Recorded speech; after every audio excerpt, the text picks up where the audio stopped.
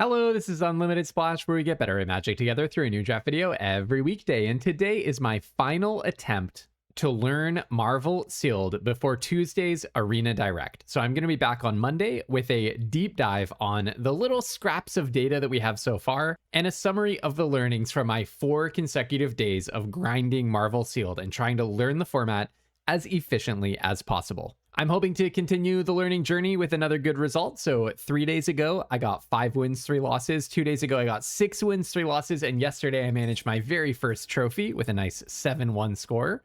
So let's hope that we can keep that momentum going today. Maybe a clean 7-0. Dare I even hope? Well, I've seen better rare slots, I'll tell you that much. So the way this works is because the format is new, I am going to read every card in my pool. So if you don't know the cards yet, don't worry. If you already are comfortable with the cards and you don't want to watch me go through all of them, there are chapters at the bottom of this video. You can just skip straight to the deck building portion. So with that said, let's learn what cards are in our pool. Okay, Black Widow Super Spy. I had this yesterday. I had this the day before yesterday. It is a 2/1 menace for 2. When it deals combat damage to a player, they exile cards in the top of their library until they exile a non-land card.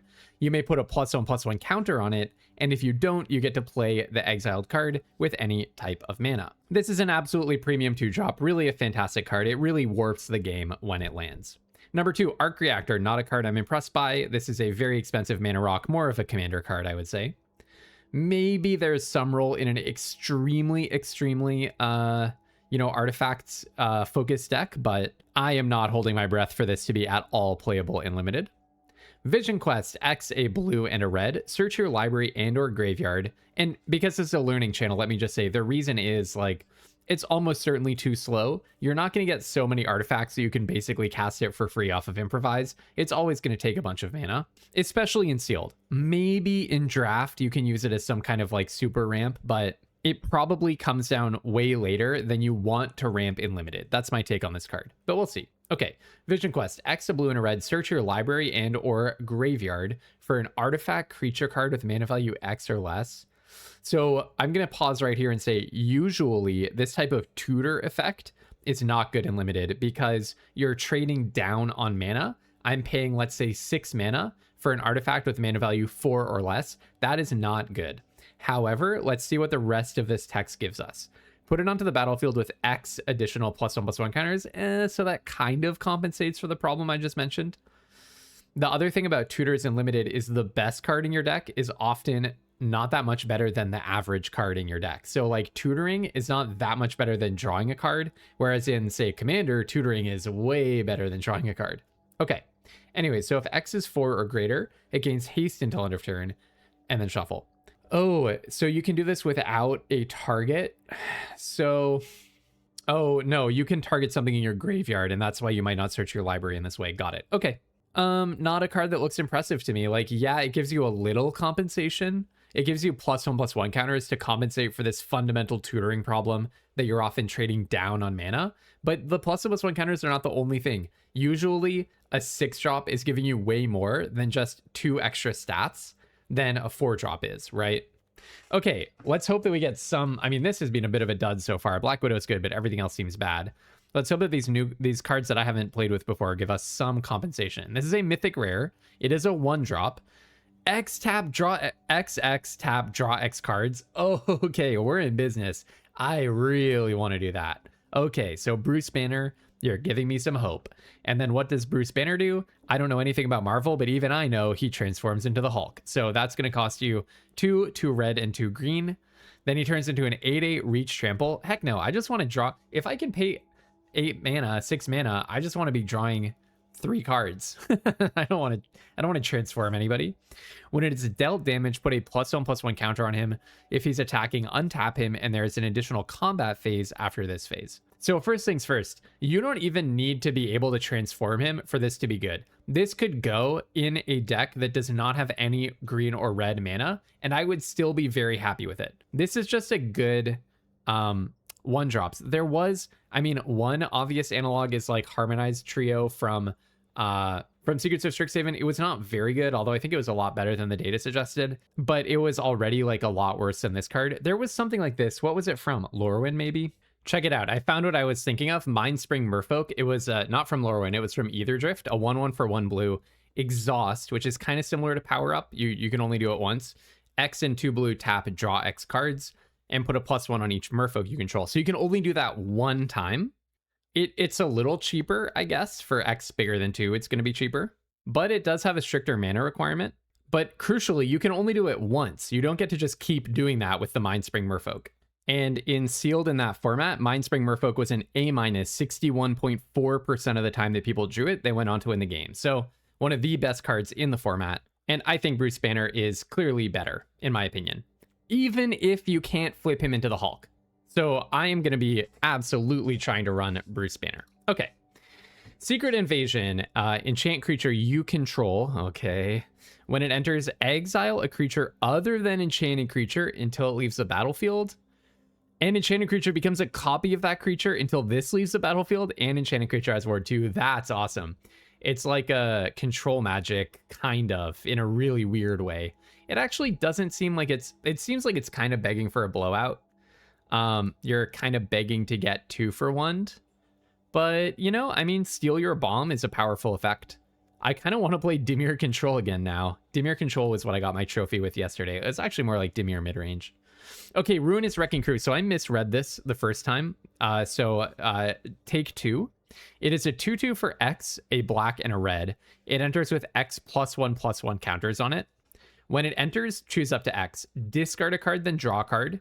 Target opponent loses 2 life. Destroy target token. And each player sacrifices a creature of their choice. Okay, so this is a very strong card also. So very happy to put that in my deck if that's where our commons and uncommons lead us. Okay, so let's see what we are looking at here in terms of cards. Okay, number 1, Panther Pounce. 1 white, target player investigates, gets a creature, gets +1/+0 and gains flying until end of turn, and you untap it. Fine little combat trick. Brave Brawler. This is a really good 2-drop. This is one of the more impressive 2-drops, and 2-drops have been kind of scarce in this format, sealed. So Brave Brawler, we have 2 of these guys. It's a 2/1 lifelink and power up to make it bigger. Patriot Shield Wielder, 2/2 for 2. 2 tap another target creature you control, gets +2/+0 and hexproof, so you can save a creature or you can increase a creature's power. Raft Security Officer, a 1/3 for 2 that can tap down your opponent's creatures. Supervillain Lockup, 2 mana flash. When it enters, exile target tapped creature an opponent controls until it leaves the battlefield. So I had a really fun play yesterday. One card that we have is Giant Size Flying Ant, a 3/2 for 4 flash flying. When it enters, tap a non-land permanent or untap a non-land permanent. It was a really cool interaction where my opponent played Supervillain Lockup, and I played a Giant Size Flying Ant to untap my bomb. It was actually my Black Widow Super Spy, in fact. And then they could only target like a random not good creature with their Supervillain Lockup. So that was cool. Take Up the Shield, very strong reprint of a card. Put a +1/+1 counter on a creature. It gains lifelink and indestructible for 1 and a white. Mockingbird, 2/2 for 4 double strike. When you cast a spell that targets a creature you control, you put a counter on it. Yeah, that's been very hard to enable in sealed. The whole like cast something that targets something. Wakandan Drone Flock. I like flyers and I like scrying a lot in the format, so I don't object to having this in your deck too much. Although it is understated 4-drop, which is rough. But yeah, it's a 3/3 for 4 flying when it enters scry 2. Burrow Backup, a classic 2 for 1 for 5. You make 2 3/2s. With Vigilance, and then you can land cycle it for 2. Aerial Doombot, a 1/1 for 1 flyer that you can power up to put 3 +1/+1 counters on it. Bruce Banner, we already talked about. Stature, I had this one yesterday. It's so good. Wow, we have 3 blue 1-drops. That's kind of awesome.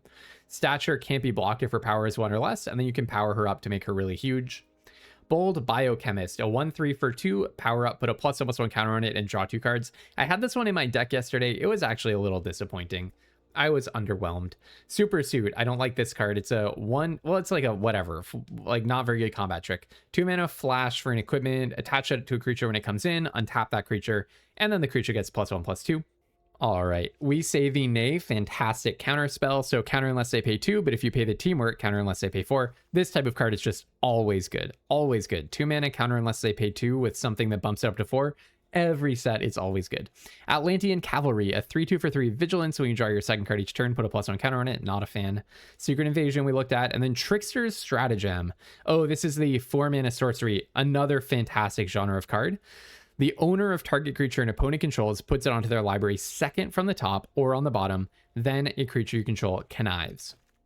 Okay, so that's our blue, looking a little sparse. Where are all of our cards? Feels like both blue and white didn't have that much, and yeah, where are all my cards? I guess higher than average number of multicolor. Okay, Project Deathlock Soldier, a 1/2 for 1 that you can bring from your graveyard back to your hand, importantly. Black Widow we talked about, fantastic card. Swordsman, 2/2 for 2. When another villain you control enters, put an equipment on it. When an equipped creature you control attacks, it connives. Yeah, the whole equipment thing is pretty awkward. You often just don't get any equipments in sealed. Widow's Bite, give something death touch and or -2/2. Arnim Zola is really good in sealed, I think. Make it 2/1 creature only if there are 2 or more creature cards in your graveyard, but you just get to keep doing that over and over. And it's a 2/3 for 3, which is not a great stat line, but your opponent really doesn't want to spend removal on your random 3-drop, but they kind of have to because this thing will eventually take over the game. Okay, Kingpin's Enforcers, another perfectly fine card. 2/3 for 3, lifelink, sack an artifact or creature draw card. I don't hate playing it. It's a nice little loop with Project Deathlock Soldier, although that's like 6 mana to draw cards, so that's kind of a desperation move. Visions of Villainy, Sign in Blood, draw 2, lose 2. Unliving Legionnaire, I'm kind of high on like all flyers, basically, so 3/2 for 4 flying, I don't even hate that much in the sealed environment. And then if you power it up for 7, it gets really big, and also you get to bring something back to your hand. I will say 7 is a lot. I had this in my deck yesterday, and I don't think I cast it with the power up period. Madam Mask is bonkers. This card is so good. It's essentially a 4/3 loot on entry that also gives you a 2/1 for 5 mana. It's just like not okay. Rocks on Brutes, I actually think it's perfectly fine. It's just really statsy. A 4/4 menace for 5, like your opponent has to do something about it. And when you draw your second card each turn, which you can support with conniving, you put a +1/+1 counter on target creature, not just on the brutes, on target creature. Masters of Evil, not a fan of this one. 5/6 for 6 other villains you control get +2/+1, and you can discard it to grab a plan. I don't think that's a good card. I played with it a little. It sometimes wins games, but I don't think it's worth... The juice is not worth the squeeze, as they say. Okay, Hawkeye's Bow, very aggressive equipment. +1/+0 and reach to a creature, and when it becomes tapped, it deals 1 damage to each opponent, to the opponent. Super Speed, kind of rough to get 3 of these. Flash, enchant creature, give the thing first strike, +1/+0 and haste. Double Lightning Strike is pretty nice. Death to our enemies is a plan. When you cast a non-creature spell, make a tapped treasure and put a plan counter on it. When the 4th plan counter is put on it, sack it, and then you can do 7 damage to 1 or 2 things. Yeah, it's a lot of setup. It's a lot of setup and a long time not affecting the board to do that. Okay, 2/3 for 3. Put a stun counter on her, exile the top X cards of your library where X is her power, and you can play those cards this turn. Oh, I hadn't seen that. That's kind of slow, but it does look really... I mean, that's kind of cool, but it does look really slow. Another slow card that I'm not very impressed by. 2/2 for 3, Trample. When another artifact enters, put a +1 on it. 2/4 for 4, Reach. If a source you control would deal non-combat damage to an opponent or a permanent an opponent controls, instead it deals that much damage plus X, where X is Hawkeye's power. Non-combat damage, and it's a 2/4 reach for 4. It does not sound good to me. This one's perfectly fine. It's like the classic big removal spell for red, a bunch of mana to deal 5. Truck Toss, this is another version of that. It deals 4 to any target for 4. All right, Giant Growth, not usually good in limited. Go Nuts. This one's really good. 1 mana, teamwork 3, choose 1. You can put a +1 counter and you can fight a creature. Okay, Rapid Rescue. This is Seeds of Hope, mill 2, and pick a permanent from them and gain 2. Gorilla, also not a fan of this one, although it's really good against Oblivion Rings, web up. So it's a 2/2 for 2 reach, sack it, destroy a non-creature artifact or non-creature enchantment, but only as a sorcery. Undercover Scroll is our Birds of Paradise of the format. 1/1 for 2, tap to add 1 of any color, and if there are 2 or more creatures in your graveyard, it becomes a 3/3, which is actually really easy to do. So it's often a 3/3. White Tiger, this one's so strong. For 6 mana, you can get a 2/2 and a 4/4. Sorry, for 6 mana, you can get a 3/3 and a 4/4. That has something that makes it harder to block, but also you can just run it out as a 2/2 and then have that threat of activation later on. Really, really good card. Another really good card, Ant-Man's Army, 3/2 for 3. On entry, make a food or a treasure. Powerful Broker, you can add a counter of any kind to something. Have not found a use for this card yet. Restorative Technique, another one I'm not eager to run. 3 mana, target, you gain 2, find a basic, put it in, then put a counter on a creature. Wakandan Royal Guard, someone played this against me yesterday. It seemed fine. So it's a 4/4 for 5 Vigilance. When it enters, put a +1 counter on a creature, but if it's a hero, you can put 2 counters on it. So it can be a 6/6 for 5 vigilance. That's just good rate, actually. If you're in the green stats market, you can hardly do better. Oh no, is another hero. So you cannot make it a 6/6 for 5. Never mind. I was like, wow, that's actually way better than I realized. But no, okay. It's not another hero. If you target itself, I assume it's not another hero. So you can put 2 counters on something else. But still, it's 6/6 worth of stats for 5, which is still quite good, right? Okay, in terms of dual lands, we have a lot. We actually have, well, kind of a lot. We have white blue, white black, green black, green red, and green blue. So a lot of duals. Okay, Iron Man, an artifacts build around, which is a little rough. I don't think artifacts are really something that you can do in sealed, is kind of my impression. Seems really hard to do the artifacts build around because you just don't get enough artifacts to do it in my experience. But okay, it's a 1/4 for 4 flying vigilance. It gets +1/+0 for each other artifact you control. And when it attacks, if an artifact entered the battlefield under your control this turn, draw a card, which is a really nice effect. Vision Quest we looked at, Ruinous Wrecking Crew we looked at. Killmonger, the Scourge of Wakanda. This is a 3/3 for 4. When it enters, you may sacrifice another creature and destroy a non-land permanent an opponent controls. Not usually a very good effect. As long as there are 2 or more creatures in your graveyard, it gains +2/+1. So good on rate. It's a 5/4 for 4. I like that. And it gives you the option of killing something. It is another creature, so you cannot just use this as a 4-mana murder. Thor Odinson. This one's pretty strong. 4/4 for 5. Flying, Vigilance, Prowess. I would be perfectly fine putting that in my deck. 3/2 for 3. Flash, Vigilance, Reach. Okay, I like that. When it enters, you can tap it, and another target non-attacking creature you control is indestructible. Yeah, that's good. So like on blocks, you can give something indestructible. When another or like blanket removal spell. When another non-token hero you control enters, make a 1/1 or creatures you control get +1/+1, and it's a 4/4 for 4. Perfectly good. Yeah, sounds really good. Ant-Man, I like a lot. This is a 2/2 for 3. Well, I like it. I don't know if I like it a lot, but it can be an army in a can. So when it attacks, you can pay 1, put a counter on target creature. When you put a +1/+1 counter on a creature, you make a 1/1. Having said that, it is still a 2/2 for 3. So a lot of the time, this just eats a removal spell and doesn't really get to do anything. 3/3 for 4, or it just can't really attack because the opponent has like a 4/4. 3/3 for 4, as long as you put 1 or more counters on it this turn, he is flying. When he deals combat damage to a player, draw a card. I played this at pre-release knowing that it would be awkward, and it was awkward, but it actually is perfectly fine in sealed. It's the kind of a card, you do need to have some ways of putting counters on it, but it's the kind of a card that your opponent really doesn't want to spend a removal spell on because everyone knows, like, because you and your opponent both know it kind of sucks. And at the same time, it does warp the game around them not wanting to get hit with its Ophidian ability when it deals combat damage to a player, draw card. Okay, Avengers Tower, tap to add a colorless, or you can add a mana of any color, but you can only cast a hero with it. So splashing for heroes, fixing for heroes. And then the last ability is really good. I would be super inclined to play this card in my deck as my 17th land if I have a responsible 2-color base and I just have a few random heroes lying around. I think it will be worth it. Because you get to look for a hero among the top and put it into your hand and put the rest on the bottom. Cards like this, there was a 2/2 in Avatar that does this. That was like one of the best cards in the format. There's also the 3/4 for 4 in MTG Foundations that does this. Look at the top bunch and pick a card out of it. This one's much more restricted than those, and it's a land instead of a creature. However, this type of effect can take over sealed. Those were 2 very powerful sealed cards, and you do not want to underestimate how much this can just cause you to win the game, getting this repeatable card advantage. Vibranium Energy Daggers does not look good. It's a 2/2 for 1. Equip cost very high. And Synthoids, I really like this card, even though I don't think it's going to be like generically good. I really am a fan of getting to Surveil on turn 2 in this format. So 1/3 for 2 when it enters Surveil 2, I think it's often worth just playing. Ultron Drone, not a fan of this one. So it's a 2/3 for 3. Power up, you can put some counters on it and make a 2/2.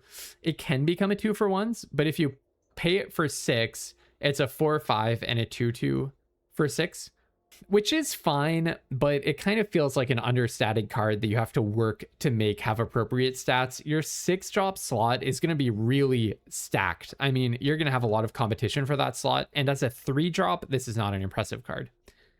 Okay, 2/2 for 3 flying. When she attacks, draw a card if her power is 4 or greater, and you can power her up. Honestly, I think Windrake is not that bad in this format. A 2/2 for 3 flying. Very bad typically, but flying just seems so good in this format. and then arc reactor, which we talked about. Okay, what direction do we want to go? I'm actually not so certain. Let me organize these into piles.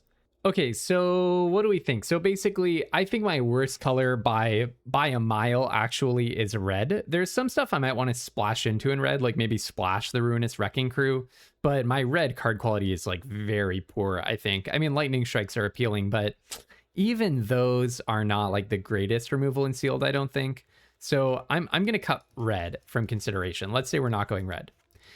I think the best colors, so my average card quality in blue is high, and also because this is about learning, not just about trophying, I would like to play with some cards that I haven't gotten to play with. So Bruce Banner looks really, really strong, even if I cannot transform him.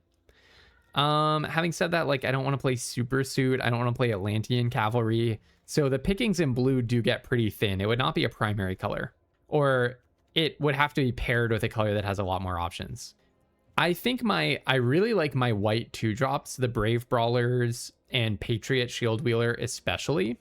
And I have some removal, and I don't hate Wakandan Drone Flock. So I wonder if there's something in like white-black, maybe splashing Bruce Banner. Yeah, maybe like white-black splash Bruce Banner. I actually have a lot of, well, some fixing in that direction. So that's one option. And then as for green, let's see. I don't want to play Giant Growth. I really like Go Nuts. Just cutting cards that I think are not very good.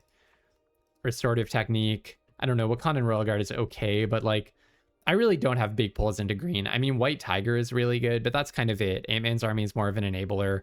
That's kind of it. I'm gonna cut green. Maybe I'll splash Killmonger. Probably not though. I think let's look at white black first, but I really do want to keep an eye on either blue white or blue black. I think something in the Esper space is where we're going to go. So let's look at white black. Okay, so white black would look something like this. I have no 1-drops, a whole bunch of 2-drops though. But honestly, I don't think I really like what white is bringing to the party. It's bringing Burrow back up, double Wakandan Drone Flock, and Raft Security Officer. And then the Brave Brawlers are like fine. This is not like a hyper aggressive deck. We have essentially no interaction except Supervillain Lockup and Widow's Bite. We have some individual card power, Black Widow, but it's mostly coming from black, right? Like Black Widow, I guess Arnim Zola is pretty good, and then Madame Mask especially though. So yeah, I think let's look at blue black next. Oh yeah, the other thing is like no synergy. Like I would have liked to do some equipments thing, but we have essentially no equipment and also no real equipment payoffs. So blue-black starts to look better, but honestly, I'm getting a little bit stuck. Like, I only have 37 playables. I guess I could run Atlantean Cavalry, although I'm not happy about it. What else? I mean, Super Suit is the only blue card that I'm leaving on the sidelines here. Project Deathlock Soldier. Like, the pickings are very slim. And I have some splashing material. Like, I could splash into white. But I don't think there's any, like, one white card that I'm really looking to splash here. My white would be more about like consistent card power, like good 2-drops that are not things you want to splash. There is Ruinous Wrecking Crew, but I don't have easy splashing into red, so it's a little tricky. I wonder about what about blue white splash into black for like Black Widow, because it's not like she needs to come down on turn 2. I do think my black cards are on average better than my white cards, but maybe the white consistency could be good. Like I'm just always playing like a 2-drop and then landing a reasonably sized flyer. So let's see how that looks. Blue-white aggro looks pretty good. I think between Burrow backup, 1 Swamp, 1 Fisk Tower, and then also double AIM Synthoids and stuff, I think I'm comfortable trying to run Black Widow with that because, again, it doesn't need to come down quickly. But this is also an aggro deck, so maybe that's actually just at odds with the game plan here. So, like, would it be better if I just cut Black Widow, cut Fisk Tower, play an extra island and an extra plains, and then I put in like whatever? I mean, I could play Super Suit. That doesn't sound good. But I guess I could play like Viv. It sounds more consistent. I could also just play Spider-Man. That's probably better than Viv here. Yeah, let's just play Spider-Man. Blue-white aggro? I haven't tried blue-white yet, so that makes me really want to try this. I played Black Widow yesterday and the day before. I know that she's awesome. I get it. So yeah, maybe blue-white. This is a very aggressive deck. There are some awkwardness with playing like 3 1/3s, 4 1/3s in my aggressive deck. So that kind of makes me a little concerned. But it's not like I have options to not do that. I mean, this pool is This pool is pretty rough, to be honest with you. So I'll try this. I do feel like I'm leaving an unacceptably high amount of card power on the board, but out of the deck by not playing Black Widow, not playing Arnim Zola. Yeah, maybe it's just not an aggro deck. You know what? Maybe it's just not an aggro deck. Let's do that Black Splash. I think it's just not that aggressive. It's not so aggressive that splashing is off the table. So yeah, here's what we're looking at. Wow, this was a hard deck building portion, much harder than my other ones, I think. All right, but yeah, let's try this. Let's run it out. Let's see how Azorius with a slightly suspicious Black Splash goes. Actually, I'm not supposed to be playing Mockingbird. Put in Spider-Man instead. Okay, all right, let's see how this works. All right, what do we think about this? I just do not like playing Atlantean Cavalry. But okay, all right. I mean, it's kind of an aggro deck, so kind of. I mean, I guess Spider-Man is pretty good with Atlantean Cavalry because it has Vigilance, so you can attack, and then on defense, you can save it or something. I definitely think you're not hoping to snag a 2-drop with We Saving A. You're hoping to hit their, like, 5-drop or something. So let's go ahead and fix our next few draws. Well, those draws can use some fixing. I don't think I want either of those planes. I think 4 lands is enough for right now. All right. Hopefully I'm not going to just, like... I mean, the most expensive card in my deck costs 4, so... So I don't think that I've shot myself in the foot there too badly. I'm a little concerned about how I'm going to deal with this reptile. Yeah, that's a lot of lands. I think let's just land the Atlantean Cavalry here and then keep our options open for future turns. Kind of wish I had any way of drawing an extra card. Yeah, I'm already feeling like this is just not a very good deck. Maybe I should have mulliganed. I think the number of 1/3s, the very low curve combined with the number of 1/3s is just an issue. Like, yeah, this Mr. Hyde feels like it could just get the better of me, and Brave Brawler does not feel like where it's at this point. All right, well, swing in with the Cavalry, because I doubt they're going to want to block. And then I probably play Brave Brawler holding up We Saving Nay, I'm guessing. Or maybe I just play Brave Brawler next turn and let's hold up Spider-Man. Can organize a nice block here with Spider-Man up. It's a little mana inefficient, but Brave Brawler I'm going to want to make a 4/3 anyways, so. I doubt they're attacking, though, to be quite honest. If they play something pre-combat, I won't hesitate to We Saving Nay it. This is basically just a hard counterspell in a lot of situations, eh? Counter unless they pay 4 is so much. When they make the Quench, like, easy to activate the second mode, the counter unless they pay 4, it just becomes so good. All right, passing to attackers, you say. I'm not anticipating any attacks here. Are they just not doing anything? No, we're doing something second main. Hour of Defeat. Oh, ho, ho, ho, ho. Spider-Man, you're coming in handy, my friend. You are coming in handy. Remember how I said that this can blank a removal spell? Pretty strong, right? Pretty strong. So this cannot be destroyed. You do, however, get to Surveil.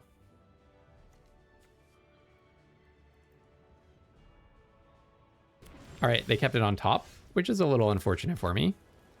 All right, let's try to be aggressive in with these two vigilance creatures. I don't think they can block. I'm not anticipating a block here. Bonk, bonk. And then let's just play a big chunky Brave Brawler. And yeah, might as well power it up. If I don't power it up, it's so obvious that I have a counter. All right, what have you got for me? So they're drawing an extra card. They draw whatever they surveilled to the top. Spot removal is maybe not going to do it because I'm still getting in for 6 every turn.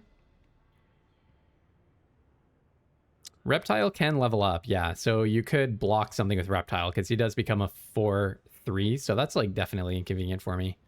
So I guess I could just sit on their hands and hold back the Reptile. Reptile is just so hard for me to deal with. Having said that, I might still just attack with everything. I think I'm trying to be aggressive. Okay, sorry, they activated their Reptile on their turn. They're getting aggro with it? That's so interesting. I do not know what's happening. Giant growth? Just line up the least risky block possible. This is obviously scary. Giant growth? That's fine. I'm the beatdown. Aren't you afraid of getting attacked, though? If I were you, I would be terrified of getting attacked back. What do they have? Is there 1 mana bounce or something? That was very aggressive. That was very terrifyingly aggressive. I will say people online do love to be highly aggressive. I mean, I would play around a board wipe, but I'm holding a counter spell, so that doesn't sound important to me. I'm scared. I'm quaking in my boots after that attack.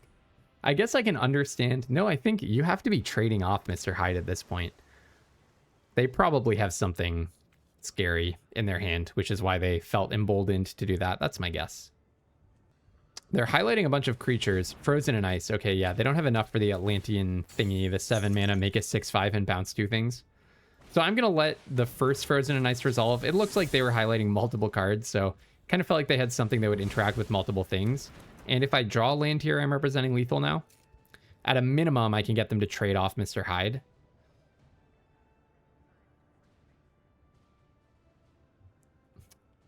I think this is the last game with this Azorius deck, though. I don't really like it that much. I feel like I'm leaving... I feel like not playing black is a mistake here. I wanted to try out Azorius, but I think this is not the pool for it. Take up the shield is going to be lethal. And with the team, you block a 3/3, take up the shield, the 1/3. Could even play it pre-combat. There's nothing to be done here.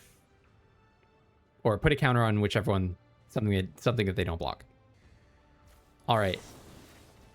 Yeah, people online love being aggressive. That's what I'll say about that. But GG to my opponent. And let's go switch our deck out, shall we? That did not feel good. Okay, so here's what blue-black looks like. I'm not super impressed. My worst few cards, like Atlantean Cavalry, Viv, Masters of Evil, those cards, some of those cards feel really bad to me, the double Synthoids, but it's more of a controlling build.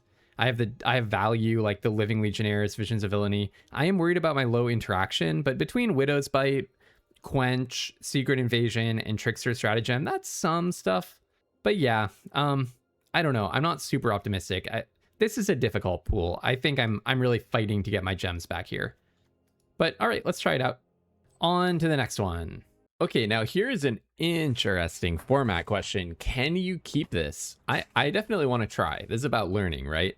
Let's see if you can keep the all blue lands, only black cards, and an AIM Synthoids. I mean, the whole point of playing AIM Synthoids should be that you get to smooth your draws and fix up your mana, right? So if any of the top 3 is a swamp, then I'm okay.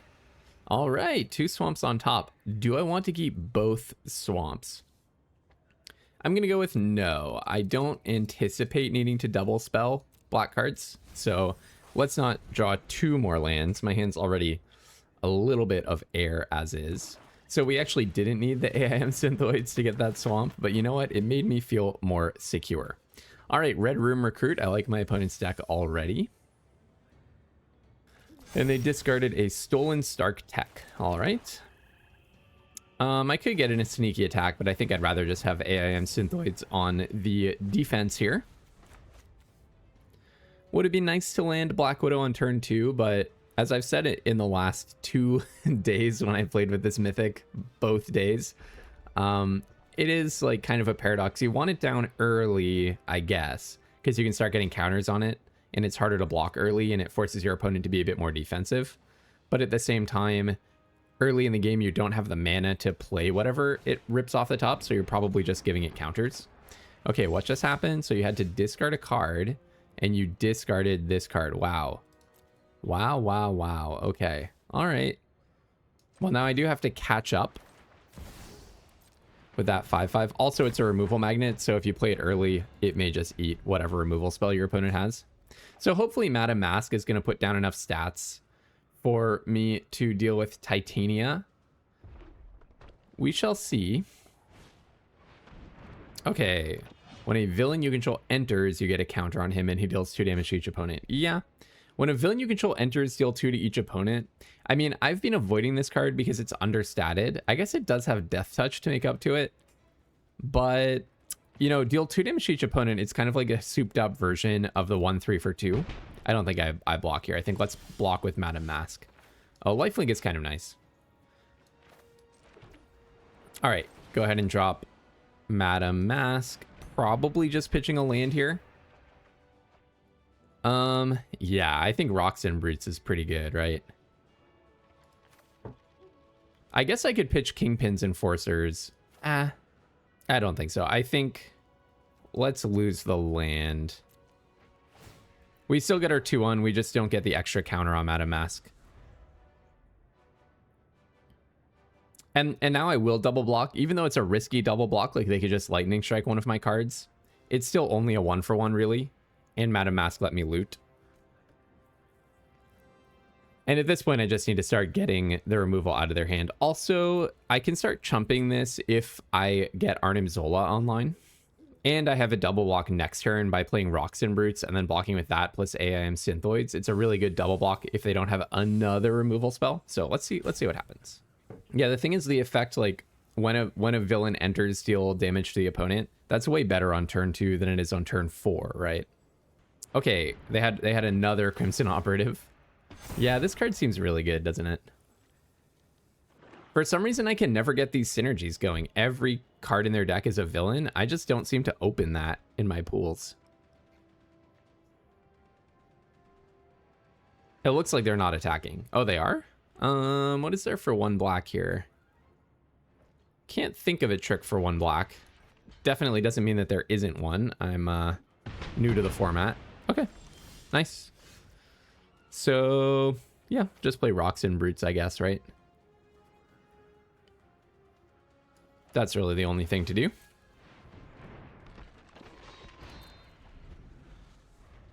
If they do kill another creature, then Arnim Zola is online. No, goodbye Arnim Zola. They gained control of Arnim Zola until the end of their next turn. Yeah, that kind of sucks. Doesn't look like they have a land to activate it, though. All right, I will snap block Crossbones. I'm not sad about this attack. So they're not attacking me with my Arnim Zola? I don't know. I don't think they can, at instant speed, play a villain, so... And I can't go too low here. That could have just saved me a bunch of HP. Okay. Whoa, they should have done that before combat, because they would have got the +1 counter. This is a villain entering, so they should have done that before combat. Okay, I guess I'll just play Atlantean Cavalry, a card I'm very sad. Actually, I don't really want to block with Black Widow, and I don't think I'm dead off of this, so let's go into Black Widow first. See what we get off of the top. What is this? Agents of Hydra. Oh, sure. Oh, that's kind of awesome. Yeah. So decline the counter. I will cast Agents of Hydra. Oh, that's awesome. That made my decks, that made my my plays so much smoother, giving me a 2-drop. Heck yeah. Thank you, Black Widow. That was really good. So Arnim Zola is coming back to me end of turn. Wow, that was really good for them, though. I do think Evil Thrall is good. Oh, you have another Evil Thrall? Wow. The all villains plan is looking so strong here. All right, well, I'll just block like this. You don't have trample or anything, do you? Maybe I have to block Atlantean Cavalry? Probably not. I mean, I am very close to dead now. I'm happy that they didn't activate Arnim Zola. I actually would be straight up dead if they had done it when their Crossbones was still out. But no, their deck is awesome. I mean, the thing is, they just got the villain synergy, and I've never gotten that. Oh, they're splashing for white? That's terrifying. I've never gotten that in my whole time playing sealed. Okay, so I need a lot of blockers here, right? I think I probably cannot attack with Black Widow. I'm prepared for another Evil Thrall here. So let's go ahead and play Bold Biochemist and Kingpins Enforcers. Obviously, I'm just straight up dead to Lightning Strike, but you can only do so much in this life, right? So another Evil Thrall and I'm dead, right? Please don't have the third Evil Thrall. It is an uncommon after all. I'm pretty high on this card. I usually like steal effects when they give you a little bit extra. Oh yeah, by the way, I think I was too harsh on this card. I meant to say, like, I kind of fumbled when I was talking about it earlier. I meant to say it's like, it looks really good. It's just that it is slow. But I'm curious about maybe playing it. It does look really strong, doesn't it? Okay, so I will just block with AIM Synthoids, I think. Because I want my Atlantean Cavalry to live more than I want my Synthoids to live. All right, so we managed to... Oh, you're legendary, huh? We managed to keep them at bay a little bit. This is looking like a very awkward turn, though. Probably attack with the Atlantean Cavalry. I guess I do just play Unliving Legionnaire. I don't want to wait until 7 to play that. Because I can't... I could activate Arnim Zola and then sacrifice a creature. Is that better than having the Unliving Legionnaire out? I mean, all they need to do is draw a Lightning Strike. So I probably am in a bit of a hurry here. All right.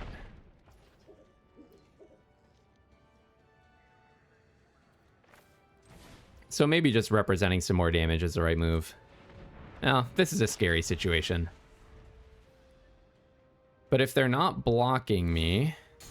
Okay, so you get to rip off the top 2 and play Stark Industries Executive in a land. That's just fine. Yeah, maybe this card is really good. I don't know. Okay, having access to a counter is very nice stuff. So I can attack with Atlantean Cavalry, and I can sacrifice something to draw an extra card to put a counter on the cavalry. If need be, that could be good. Oh, do they have a... They have a something here? I think anything that doesn't kill me can resolve. I don't think I'm countering just to push more damage in this spot. If it doesn't kill me, it resolves. If it does kill me, it might still resolve because I don't have enough. They have enough mana to survive a counter on a lightning strike, but... Okay, they're blocking Atlantean Cavalry. If they do that, I'm going to sacrifice something to draw a card. And save my cavalry. All right, so let's sack the 2-1, I guess. Now, I could tap Arnim Zola here. And then sack the tapped creature to keep this as a blocker. But this way I get to keep Arnim Zola as a blocker, which is probably just as good. This keeps me up 1 blocker, which feels safer. Wait, no, it doesn't. What it does is it keeps me untapped, which feels safer. Okay, so I'm going to sacrifice... Hold on. Need to tap the swamp. My bad. Okay, there we go. I'm going to sacrifice my 2-1. Draw a card. Put a counter on the cavalry. Okay, get a land back. That's kind of nice. I actually wanted that 6 land a lot. Go ahead and play the land. Oh, wow. Okay, they weren't even digging for Lightning Strike. Whoa. I'm really happy that I survived that onslaught. I feel pretty good about my deck because their deck was really strong. They played it well. That really felt like I was pretty much dead. So even though it was really close, I do feel pretty good about how that went. I am wondering if maybe I should be playing green-blue, like green-blue splash black. The thing is my green is not that good. Yeah, I guess I'll just keep going. All right, this feels pretty bad, but this feels pretty darn bad. But you know what? I have AIM Synthoids in my hand, so I don't know. I'm not sure what else I can really do with this pool, honestly. This definitely feels like my weakest pool. Well, yeah, maybe my weakest pool yet. I was going to say my pre-release pool was pretty bad, but I think this pool is worse. Okay, Trickster's Stratagem. I just hate Atlantean Cavalry, but I guess it's a better 3-drop than Viv. And then I can Trickster's Stratagem whatever they play. Yeah, I guess those are good draws. Better than 2 lands or something. Super Adaptoid. Well, I could steal that eventually, right? So how does this work again? So exile a creature other than this creature. Enchanted creature begins a copy until this leaves the battlefield. I don't think that this card's actually good. Yeah. I kind of only want to play that in the late game, I think.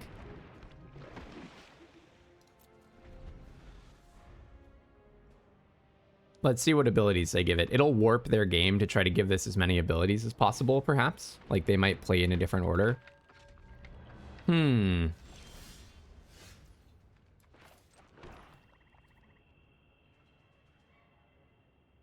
this is a sorcery. Okay, so I'm going to maybe put Jessica Jones back. Super Adaptoid doesn't sound too awesome here. And then have the Synthoids Connive. And get a +1 on Atlantean Cavalry. Sounds good. Thankfully, I cannot flip the targets. Okay, they put Jessica Jones on top. That makes sense. Maybe I keep Bruce Banner, put back Viv to get that counter. I kind of like the idea of getting the counter. I don't know. Viv could actually be kind of good. Yeah, but I don't really want to discard my land. All right, in for 6.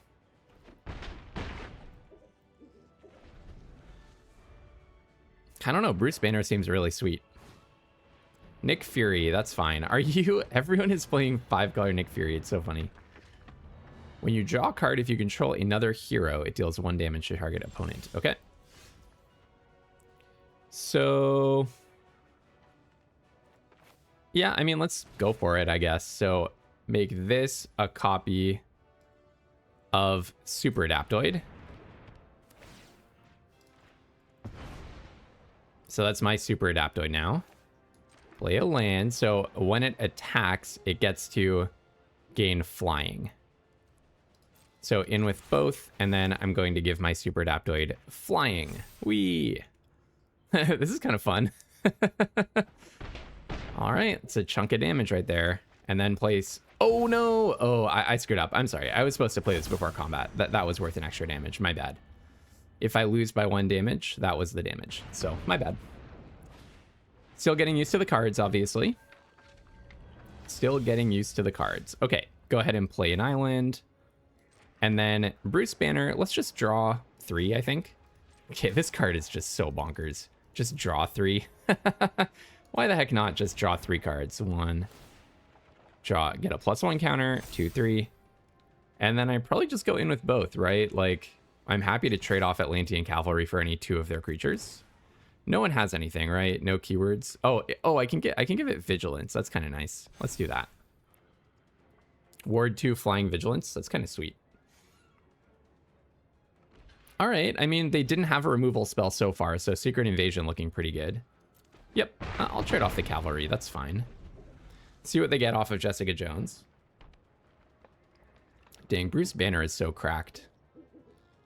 Just casually draw 3 cards and then I can do it all over again. We got rid of Nick Fury. They're still missing blue, though. Yeah, I don't really recommend trying to go 5 colors for Nick Fury. Put 2 counters on him, look at the top 7, and you can get a hero, and the rest on the bottom. I mean, it's a really good card, but the setup is so tough. When you cast a villain, make a 2/1 with Menace. Ooh, Super Adaptoid can get Menace. Okay. Oh, they're playing something else. It fights. Oh. Wait, oh no, this thing has wards, so I don't have to worry about that. Can give my Super Adaptoid haste. So I can Unliving Legionnaire, bringing back Bruce Banner. Oh, probably I just play Black Widow. Do I play Unliving Legionnaire, getting back Bruce Banner? Or do I play Black Widow? Let's start with Visions of Villainy, I think. Because Black Widow also looks like a lethal attacker. And they're dead if they don't seem to be able to kill Super Adaptoid, and they're dead after 2 attacks. So let's start with this. Maybe I can just draw a bunch of extremely cheap legends. Okay, no such luck. Hey, it was worth a try, right? You know, I actually that was actually another blunder. I'm blundering a lot today. I should have played AM Synthoids first so that I could pick my draws. That was definitely a mistake. Give it haste, I guess. No, sorry. Let's give it Menace. Bonk for 3. Play an Aerial Doombot, which is actually another lethal attacker. Play a land and play a blocker. Or, you know, another attacker. And then, oh yeah, being unblockable is probably good, right? That sounds like it's worth a draw. And then next turn, part of the reason I'm doing it this way is next turn I can play Unliving Legionnaire and immediately play Bruce Banner. Okay, so the clone / control magic was really good. If they had a removal spell, like 1 more mana or maybe it was 2 more mana to afford the ward on the fight, that would have been good. But here we are at 3-0. Can't really complain too much. So let's keep this streak going. All right. I'm not sure that Bruce Banner is like the best 1-drop. But I guess I can just draw a card on turn 2. So maybe it is the best 1-drop. It's kind of awesome, right? Like, I don't even need to be able to cast Visions of Villainy. I can just immediately draw a card. That's kind of awesome. All right, Bruce. What a good card. This is just ridiculous. This is just ridiculous. Bruce Banner seems absolutely nutty. Really puts Visions of Villainy to shame, doesn't it? So play a land, and then I guess let's just draw another card, right? I mean, I could cast Visions of Villainy here. If I cast Visions of Villainy, 1, 2, 3, 4, 5, 6, 7. I guess I don't really want to get Bruce into combat. Okay, let's do that during their turn, I guess. Let's let them go, and then end of their turn, I'll play Visions of Villainy. I could have squeezed Bruce Banner for one more card in case they remove him here, but the main removal would be like -2/-2, so. We've gone to their turn and they have not yet played a land, which is interesting to me. I'm really having to like remember that this is an instant. Usually these effects I think are not instants. When it enters, target player reveals a number of cards from their hand equal to 1 plus the number of creature cards in your graveyard, aka 1. You choose one of them and they discard it. So I'll just discard an island. Okay, well, let's start off by giving myself some more options. Okay, yeah, I'll discard an island. Oh, really good card. Really good card. All right. Yeah, you can have this island. That's the card that Bruce Banner drew for me. All right, play a land next. I still just want to keep drawing cards with Bruce, but I know that that's not correct. Bruce Banner is so nutty. What a good card. It goes really nicely with Rocks and Brutes and Madame Mask as well. This is going to be my like top pack one, pick one in the set, I bet. You just don't even need to be playing Temur. You know, I should have played the giant size flying ant before combat, because it's not going to be blocking. Oh, they were thinking about sneaking. Yeah, that was obviously dumb. I should have played it before combat. That was obviously wrong. My bad, everyone. Took an extra 2 damage. I was just too busy thinking about how amazing Bruce Banner is, and I let them pass 2 attacks without thinking about it. Somehow I had in my mind that I wanted to play this on their end step, but of course I want to play it on their combat. Obviously knew that they had that card when they were thinking about sneaking. Okay. Yep. So took an extra 2 damage for no reason. Whatever, I could tap their thing, it doesn't matter. Okay, that's going to get me Bruce Banner back, which is kind of nice. All right, play land next. Go to combat. And then let's probably do Rocks and Brutes, because Madame Mask is going to be better after Rocks and Brutes. I will say Madame Mask gives me better blockers against their board. So maybe that's actually better. That's the non-greedy version. So I should have done this before playing things out, but oh, Trickster's Stratagem, well, both of their cards have good enters effects, so maybe that's what we put back, because I kind of want everything else here. Maybe Secret Invasion is not so good. Kind of feels like it could be good though.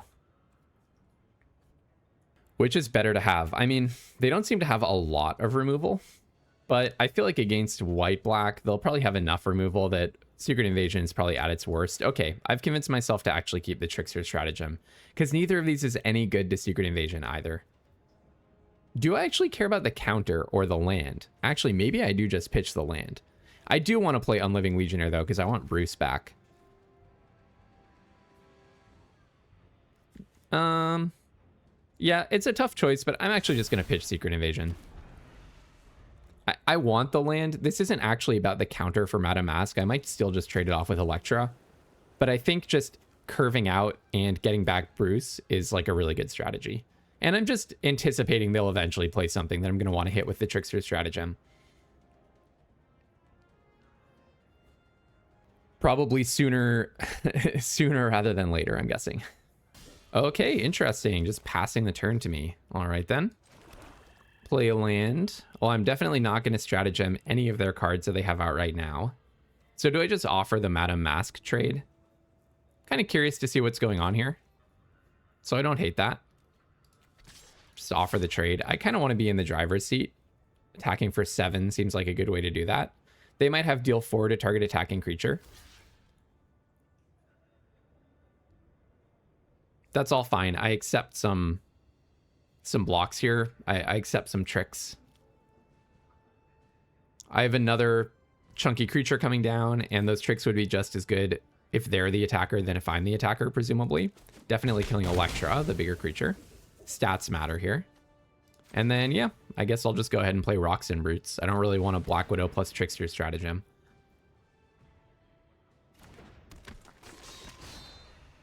A little weak. Destroy a creature that dealt damage this turn. Yeah, that card's really good. Wow, their average card quality. So far, 3 cards, 3 bombs. Like, seriously. They're not playing a lot of cards, but every card they play is an absolute haymaker. I mean, I hope they have some filler in here. Otherwise, if every card is this quality, I'm in for a really tough ride.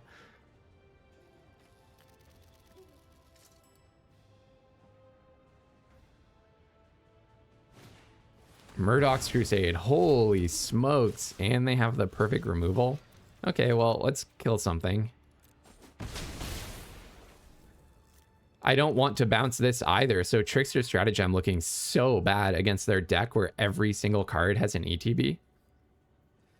Yeah, they just completely wiped my board. I mean, removal, removal, removal, removal. Like, what else can you do? Literally every single... And you have a captain. What the heck is their deck? What was their sealed pool? Every card is a banger? They only got great cards in their entire pool? I mean, this is just getting ridiculous. Yeah, I'll definitely get Bruce.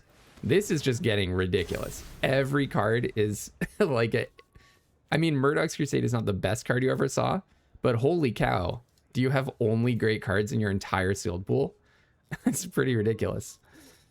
Some of us are just trying to scrap together good decks, and you have every A+ common, uncommon, and a bunch of bomb rares. I think just snap block, right? Because I can kind of get rid of Captain America. So what could it be? 2 damage to target blocker? I don't want to block with anything else. I don't want to bounce that. So let's just get this out of the way. Oh, it's another red guardian. Are you kidding me? Is this sealed? Am I playing against it? I'm playing against a draft deck.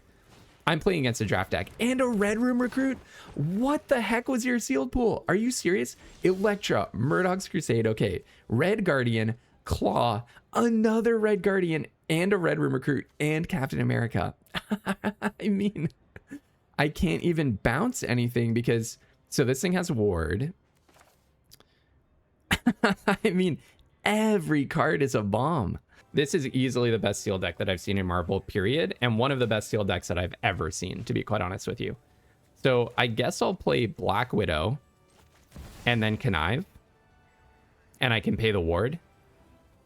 I mean, this is unbelievable. What am I supposed to do against the all bombs deck? If they have another relevant card, I am going to lose it. This is one of the best sealed decks I've ever seen in my entire life. Seriously, if I were my opponent, I probably am going to pitch Stature, honestly. I mean, it can get really chunky, so that's good. Maybe just pitch Arnim Zola. It's a little slow, and Stature can just, like, get super big. And if they have a removal spell, they're going to spend it on either Bruce Banner or Black Widow, probably.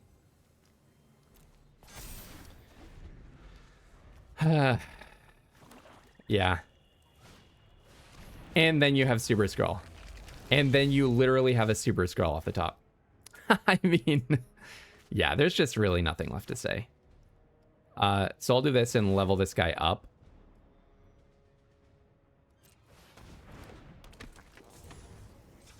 Make sure to keep an island untapped. Oh, now I get We Say Thee Nay. That's so good. That's so good that I would get that now. Okay, I think I do go ahead and just play Bruce. They're gonna make a wall and play Captain America. If they're gonna play Captain America, do I want to be able to counter it if they don't have if the last card is not a land? Probably. Well, now they know to play around We Say Thee Nay. But what can you do? Now they know they have to play around it because I didn't recast Bruce. Oh well. I cannot believe the card quality of their deck. It is just unreal. That is unbelievable. I'm dead in 2 turns. Or 3 turns, sorry. Oh, what can I say? Just an absolute bomb factory over here. This is one of the highest average card qualities I've ever seen. Certainly the highest I've ever seen in any sealed deck in Marvel. One of the highest I've ever seen in any sealed deck. Like, rarely do you have like the best uncommon in every color in multiple copies and multiple rares, and what I assume will be one of the best commons. And they're synergistic as well. Probably don't want to counter that, right? I think I actually do have to use this right now because, first of all, they know about it. Second of all, they could just draw a land next turn.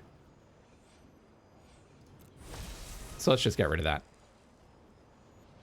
You can't pay 4, can you? Okay. Now they do get to play Captain America. Too bad that they had another mythic in their hand. I mean, you cannot make this stuff up. Another mythic literally in their hand. Can I attack with Black Widow and just trade something off? No, that's just the same as blocking with Black Widow, right?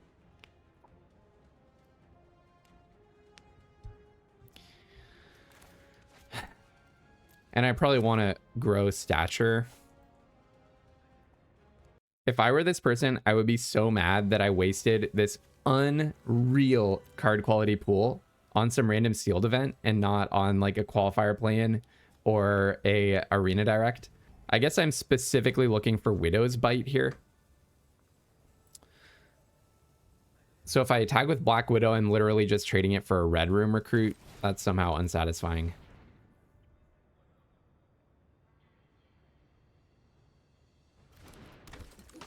Do I just make her a 6/6 immediately? I definitely play the land. I don't think I get to attack with the Bold Biochemist. I actually need my blockers on the ground, weirdly enough.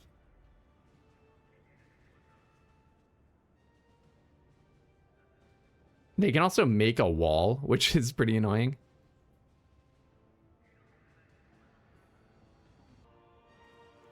All right. They can get in for 7.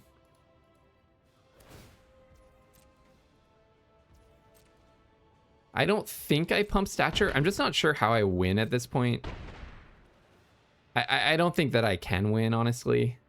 What do I have to do? I mean, I did let 2 damage through unnecessarily. That was this game, right?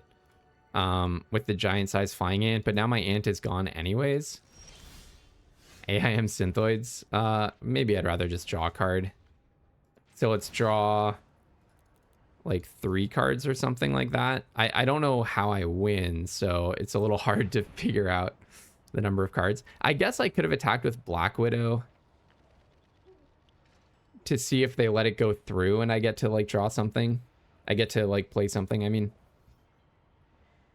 So let's draw some cards. And yeah, that's not gonna do it. Yeah. I mean, congratulations to my opponent on opening somehow only extremely good cards. Murdoch's Crusade was the only one that I don't think is like a top card. Other than that, the 3 rares and the 1 mythic, every uncommon and the 1 common that I saw are like the absolute top of the heap. So I don't think I had any hope of beating a deck like that. I did make some misplays, particularly not playing the ant before combat, but that was not gonna determine the game. I like the part where we had a pretty much face-up counterspell against the rare Captain America in their hand, and then they baited it out with a mythic Captain America that also happened to be in their hand. Well, sometimes it happens. Okay, so I do have the Land Cycler and Double Surveil, so I'm not at all worried about hitting my blue, knock on wood. The only piece here that does worry me is that most of the cards in my hand are pretty bad. That's what I'm more concerned about, but you know what? I'm just gonna have to live with that, aren't I? So definitely play the Synthoids. We'll see how good Viv is. Actually, I think I just want all lands from here on out, right? Like I want to play, I'm happy to go Synthoids plus Bruce into probably draw with Bruce into Rocks and Brutes. I think lands are just good for me. Let's get the island next, I guess. But yeah, I think I'm actually just happy to keep drawing lands for a while. Opponent might be stuck on blue. Or on white, I mean. I'm the one who might have been stuck on blue, but no longer. Okay, they have something. Maybe. All right, I'll go ahead and play this. Let's surveil. Another Synthoid. Synthoid's number 2. Kingpins, would I play that next turn? I kind of like the Kingpins because it lets me turn my Synthoids into something useful. It also goes well with Rocks and Brutes. It's not the best card you ever saw, but Bruce Banner is, so he'll go ahead and be the best card for me. And then probably next turn I'm just going to draw 2, honestly, rather than playing out Viv without her power-up. I feel like when I play Viv, I want to make her 4/4. Okay, what was this that they just got unblocked to play? Creatures with flying can't attack you or block creatures you control. Those creatures gain flying. So you can target my stuff and make it unable to block or attack. No, that sounds pretty good for you. Let's draw some cards.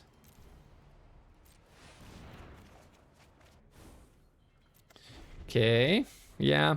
I mean, my lack of removal is definitely proving to be an issue for me in these last few games here. Okay, dependable Quintjet into supervillain lockup, getting rid of Bruce Banner. Yeah, that's unfortunate. I don't think I actually have any answer to that in my deck, so I think Bruce is just gone this time. Too bad. I mean, what I do here is I just try to outrace them, I think.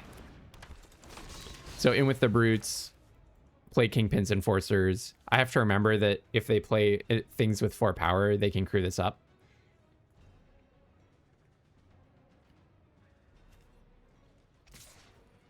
Probably want to play Viv on 7 if possible. Oh, Secret Invasion, you say? Let's try it. I mean, who knows, but let's try it. Put this on this. Let's see. They might just have a bite spell, which is the problem with Secret Invasion. If I could have had Kingpins Enforcers down when I did that, that would have been good. I don't know. I don't think Secret Invasion is actually good. Maybe in Sealed it's okay. This just feels so delicate. All right, now I could attack with it. Is it risky to attack with this? Because they could have deal 4 to target attacking creature. I kind of want to just keep it out of combat, even though that seems weird. Let's go in with the Brutes and the Synthoids. I'm going to play it deliberately a little slow, just because there's a common that can just kill it here. Oh, there is a flash card. Okay. But it cannot block, or they chose not to block the 1/3? Hold on. Why didn't they block the Synthoids? Even you could crew... Oh, you had to tap the Quintjet for it. Got it. I was like, you could crew up the Quintjet. But you had to tap the Quintjet to play it. Okay. Put a +1 counter and an indestructible counter on it. So if they can kill Storm, then they get to just crush me. Yeah, an indestructible counter, you say. Okay. Yeah. My deck just, like, my card quality is so bad. Like, starting out with double AI and Synthoids and a Viv Vision, and I guess I had a Rocks and Brutes, and feeling like Kingpins Enforcers is a good draw. Pretty rough. Pretty rough. This is a very fragile position, obviously. If they're able to kill Storm, then we're in a lot of trouble. Because even if I can play Viv Vision, she's a 4/4 flyer, and Captain Marvel can just get an indestructible counter. Okay, awesome. I don't know why they had to think so long if they just had a Murdoch's Crusade. That's obviously just winning for you. I mean, I can pretty much concede. So I don't know what other option they were considering. All right, let's think about some other stuff to do. Maybe green-blue. Because something here, like... The first 3 wins actually felt pretty smooth. Maybe I'm just drawing the worst part of my deck into my hand at the beginning. I mean, the game before this was something special. That person had one of the best sealed decks I've ever seen in my life. But this one, they just played 1 rare and then a mythic. And I mean, you should just have removal and be able to deal with that. But also my deck, like, or my pool does not have removal. Like, I have double lightning strike. Go nuts. That's kind of it for removal that I'm not playing. I guess Killmonger, but I would have to specifically be in green-black. Okay, let's try green-blue. I mean, this is going to be an exercise in, like, how do you try to survive with a dud of a pool? I mean, Bruce Banner has been pretty awesome, but he's just 1 card. Secret Invasion, yeah, I don't think it's very good. I think you can get lucky with it. It's going to be a card that's either great or terrible, and you don't really want cards that can be terrible in your deck. So I'll definitely play the Ant-Man's. Maybe I can play that card and this card. Now, how many heroes do I have? Is Wakandan Royal Guard any good? 10 heroes. Okay, yeah. And then maybe I can splash from green, blue. So I actually have a relevant dual land. Splashing into red and black is possible. So I could splash into Black Widow, for example. I'm playing like literally I'm not playing the Super Suit. I'm not playing Restorative Technique, Powerful Broker, or Giant Growth. And other than that, I'm playing every single green or blue card that I have. I wonder if I just play like one Synthoids. Like splashing black is actually hard. So I have one dual land, one treasure. It's also kind of an aggro deck, actually, if you look at it. Like I have a bunch of the blue 1-drops are one of the good things about my pool. And now I'm adding in a bunch of 2-drops, even though they're not the most aggressive ones. So splashing doesn't feel so appealing to me. Oh, you know what? If I have 10 heroes, I could also play Avengers Tower, cut a green, yeah. I think I do have a lot of heroes in here, so that seems okay. Give me a little bit more power. Viv just felt so bad. Yeah, I don't know. I think the Dimir deck might be better, but I guess I play I guess I'll play double Synthoids again. Cannot get away from those Synthoids. I guess I could play Viv as like a late game mana sink. It's a little bit 3-drop heavy. Let's play the second Synthoids. Yeah, I kind of think this is a worse deck, but hey, it's all about learning. The Dimir deck just got flattened. I'm not even concerned about the loss before last one, because I don't think anything in my pool could have done anything about that. But that last loss was just like, I'm just looking at like one rare. I kind of semi-deal with it. Then they play a mythic. And then because I have a single piece of interaction, I just lose. And my black was adding basically no removal. I guess just the -2/-2 trick, which was like a huge weakness of black in my pool. But like I said, this is a pool where we are fighting to get our gems back. What did we open? Like 4 rares or something? All right, I don't love the gorilla at all, but I guess Ant-Man is pretty nice with it. Ant-Man's army, also a very good one. Oh, I mean, my hand's full of action. Like, I could just kind of win. I haven't played Simic yet. Oh, you have -2/-2? I guess it's better that it hits that than Ant-Man or Ant-Man's army. Synergy win, having Ant-Man and Ant-Man's army. All right. Yep, I don't mind that because it's not hitting Ant-Man Colony Commander. Are they mono black? That would be impressive. So I really want to have another hero in this thing lands as well. I want Ant-Man to still be alive when I play the Wakandan Royal Guard. I could ramp into Wakandan Royal Guard, but that doesn't really help me. Oh, playing a 5/5. Oh, joy. Well, I'm going to have a lot of chump blockers for that, hopefully. Hopefully they don't kill Ant-Man. Okay, so they are stuck on red. Yeah, hopefully I just get a bunch of blockers for that. We'll see. We'll see if I get to attack with Ant-Man. Looks like they might have a removal. But I would love to start setting up my chump blocker army. Ninja of the head, or of the hand, I mean. Yeah, that's a little rough. I still think I'm going to trade the Ant-Man in. Because this guy makes a 4. It's a 3/3 and a 4/4. It gives me blockers for Titania. I don't think I'm supposed to not attack, right? I really want to play Ant-Man's army. Attack with Ant-Man. I'm going to make a treasure. So I attack with Ant-Man, and I'm going to pay the 1, and I'm going to put the counter on Ant-Man's army, because this is almost guaranteed to just trade with Ninja of the Hand. And then I'm going to double block Titania, I guess. We'll see if that works. And then next turn, I can play White Tiger and immediately level it up, which sounds good. And it's a hero for Wakandan Royal Guard. I could have held back the Ant-Man, but I don't really want to be taking 5 every turn, do I? Oh, this... Oh, you're 1 short of getting to filter into red. That's rough. 4-tap, draw a card. Yeah, I don't have anything that can deal with Titania except, I guess, go nuts. And I guess bouncing it, the like bounce to the second top would be annoying against them. Cruel Alliance. No way. Do I still want to chump? I might just take it here. It really helps me to be able to double block with the 4/4. So I think let's play this, level it up, and then I have a 4/4 that can, where I can arrange a double block. So I think the 1/1 has more uses than just as a chump blocker. But let's see. Wow, they have just a lot of interaction. Is this just going to be the end of my event? That now they're fixed into red? That would be so sad. Just against a single turn 3 Titania. I mean, in sealed, I feel like this card can just get there. All right, show me your removal. At least Wakandan Royal Guard can put 2 counters on White Tiger. And then I have another way of trading with Titania. This is kind of 2-for-1ing them. Okay, all right, good. Because I get to keep my White Tiger. And then you're going to play a red card. Mjolnir, oh my goodness. 4 damage to a creature. Double all damage equipped creature would deal. Equip worthy if it's a legendary non-villain that's red and or white.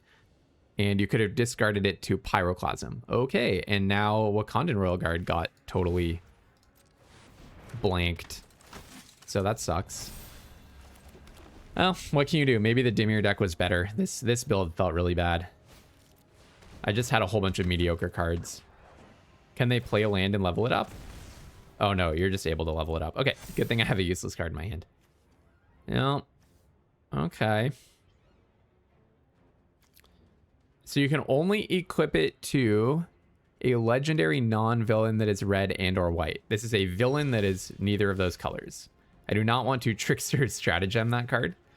I think let's not offer the trade with it with the Wakandan Royal Guard.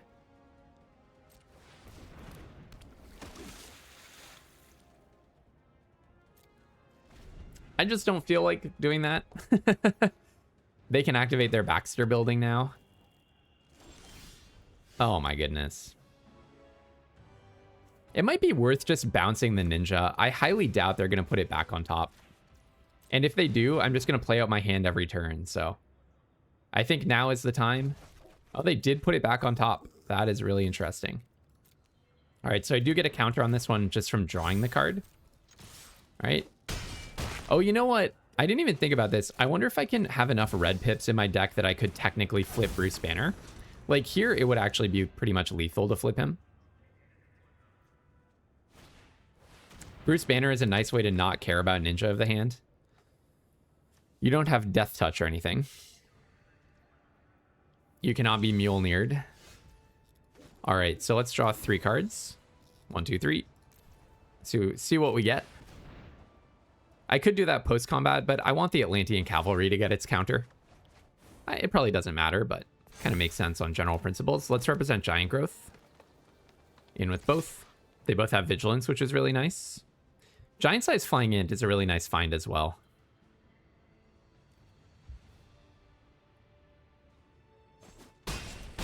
Putting you to 1 HP. And then I know what you're going to draw. Oh, sack it to draw a card. That makes sense. That makes sense. So Mjolnir basically was 4 mana, deal 4.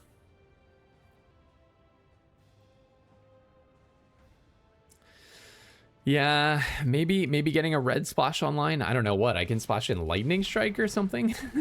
I just like the idea of technically being able to flip this into the Hulk.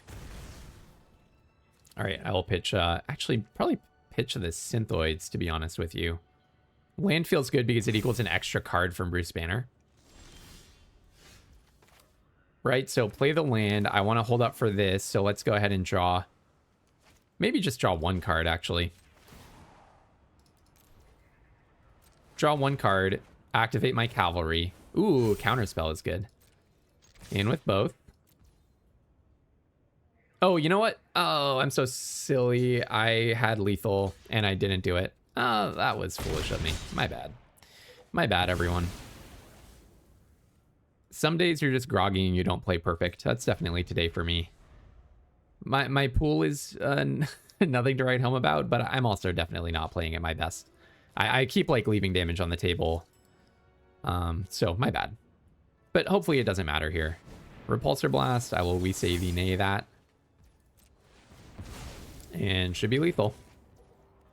Pass. I don't know what they could have, but I think it's worth just popping this down. Untap target permanent. Go to my turn. Next. In, and that's lethal. Okay.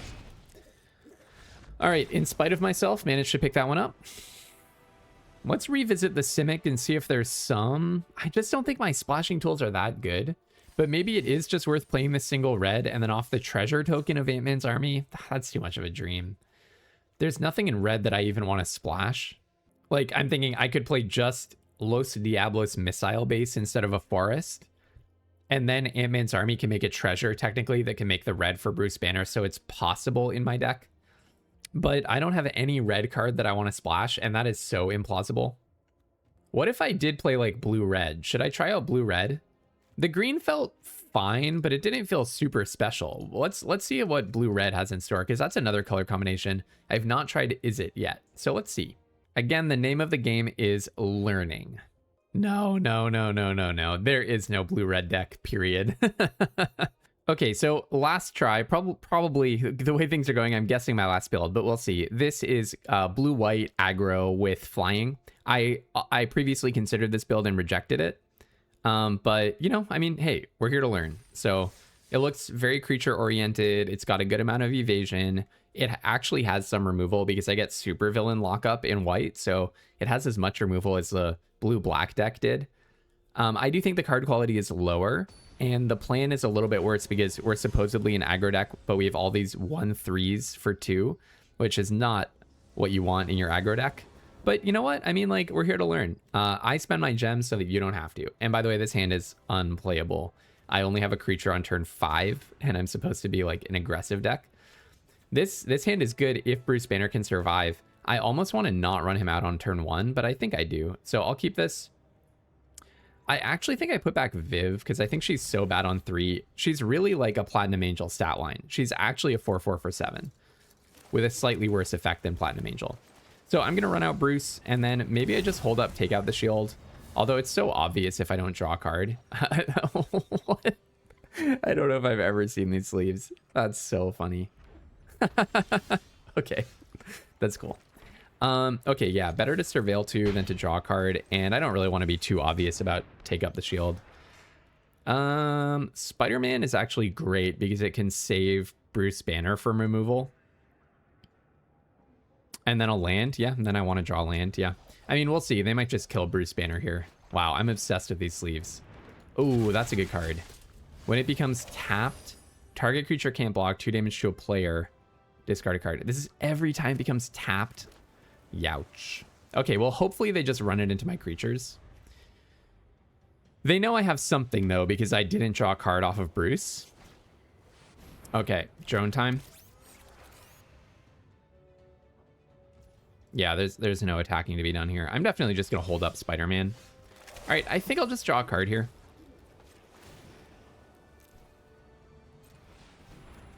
Again, so obvious that I have something. This is going to be so obvious that I have to take up the shield, but what can you do? So this thing powers up for 6. All right. Captain America's shield. You give this vigilance. Oh, it's a non-combo with Hawkeye. So they're going to put it on Ultron Drone. Okay, so it's +2/+2, first strike and vigilance, legendary. When it attacks or blocks, you put target Captain America's shield on it. Okay. All right. Do I just take up the shield in response? They might still attack with Hawkeye. They do not. They're a canny individual. I think I just take the 4, right? You don't get the attack trigger, so... I mean, I think I'm just supposed to take 4. It's a little awkward. Do I want to burrow back up to have Spider-Man plus... Do I want to cycle it? Like 2 3/2s doesn't really seem like what I want here. I don't think so. So now I do have Spider-Man plus take up the shield if I want. Maybe I just draw a card, hold up Spider-Man.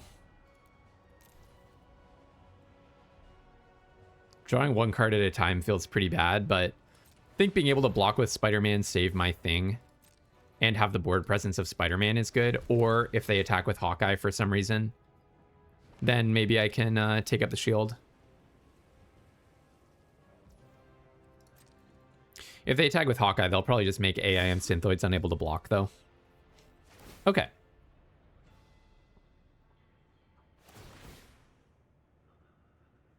Oh, they also get to tap the Synthoids. Flash, Vigilance, Reach. Another non-attacking creature gains Indestructible, but this thing has First Strike. Oh, so I guess I misplayed, huh? Oh, okay. I mean, I think I just play Spider-Man at this point. Because they have so many ways of, like, tapping my stuff and making my things unable to block. I just need to have creatures out. And I don't really want to throw him away. And it's another target non-attacking creature, so I can't play him block and then make him indestructible. Next turn, I get to play Wakanda Drone Flock and have Take Up the Shield, so... hopefully have some board presence that can block. Not tap down Bruce Banner this time. Oh, that would have flying. That would be really bad for me. Flying is so good in this set. Okay, well, I take it. Yeah, I mean, I think I'm toast. Wow, I mean, just beat by a single Hawkeye, honestly. I just cannot keep up with Hawkeye. Okay, actually, Trickster's Stratagem is so good here. Do I put it on Ultron Drone? Probably. Because that just gets rid of the Super Soldier Serum. Okay. All right, you know what? All hope is not lost. And let's have the Synthoids Connive. Okay. You know, that could have been a lot worse. I assume they'll put it back on top.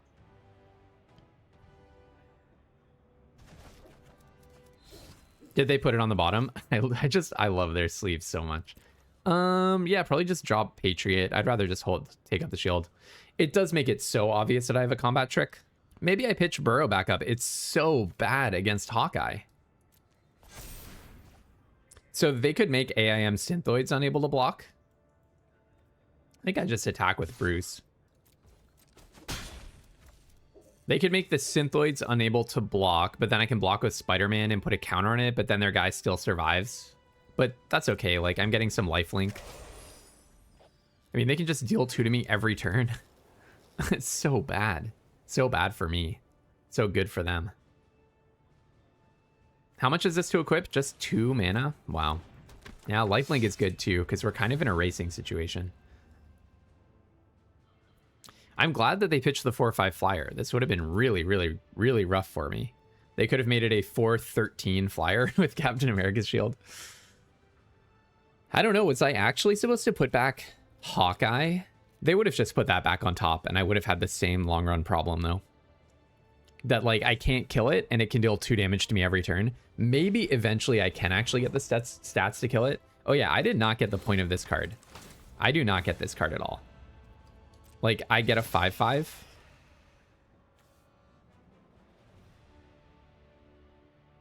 I guess this one attacks each combat. So it's always going to be tapped. Oh, okay, I guess I get it now. I guess I understand at this point. So the Sentry is just going to be crushing me. I can double block it, but it has Vigilance. It's a little unfortunate for me.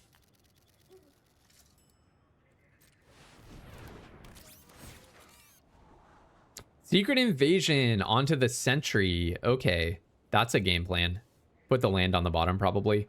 1, 2, 3, 1, 2. Yeah, yeah, put the land on the bottom.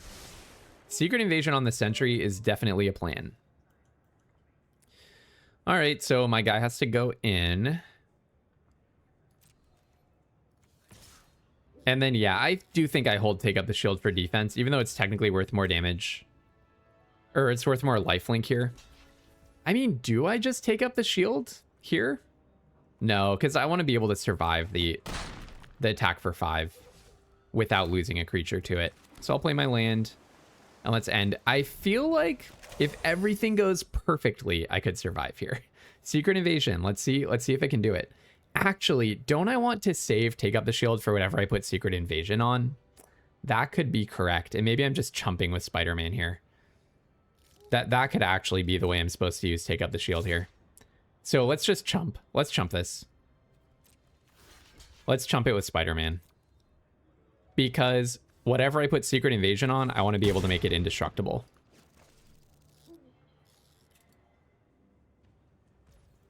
All right, go to my turn.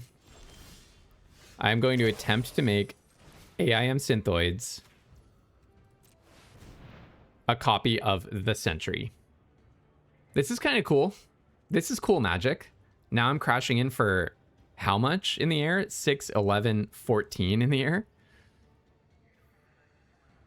Yeah, I'm glad that I saved Take Up the Shield. Even if they can kill it, I actually get a second The Void. The Sentry is just such a risky card. That's what I meant when I said I didn't really understand it. Spider Woman. Tap target creature. That creature can't become untapped. Well, yeah, okay. All right. So that's okay, right? I think. They're going to tap the Void down. Aren't you more worried about my 6/6 Sentry, though, that has Vigilance and doesn't have to attack every turn?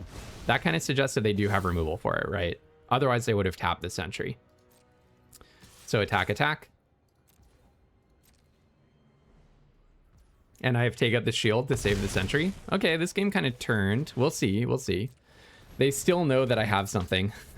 They know that I've had a combat trick this entire time because I'm not tapping Bruce Banner ever. Just always holding up 2. Maybe it was a little risky not to attack. Maybe it was a little risky to attack with the Wakandan Drone Flock, but I really wanted to put them down to a position where they're facing lethal. Having said that, they're not really facing lethal because they can equip their reach creature and they can block down the Sentry. So maybe that's actually why they don't care so much. Maybe that's why they don't care so much, to be quite honest.